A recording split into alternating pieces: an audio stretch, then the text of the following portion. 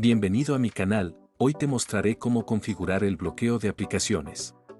Esta función permite bloquear aplicaciones que incluyen datos privados, por ejemplo, aplicaciones de chat y de pago, para evitar el acceso no autorizado a ellas.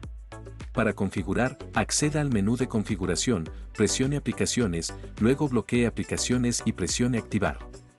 Deberá establecer un modo de protección, código PIN, patrón o contraseña. Si elige un patrón, dibuje un patrón y una vez más dibuje el mismo patrón para confirmar. Para omitir la adición de una cuenta MI, presione No ahora. Marque las aplicaciones que desea proteger o desmarque si desea cancelar la protección. Para completar la configuración, presione Use el bloqueo de aplicaciones.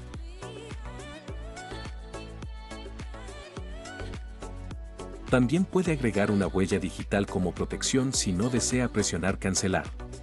Ahora, cada vez que desee abrir una aplicación protegida, deberá ingresar su patrón. Gracias por ver el video y que tengas un buen día.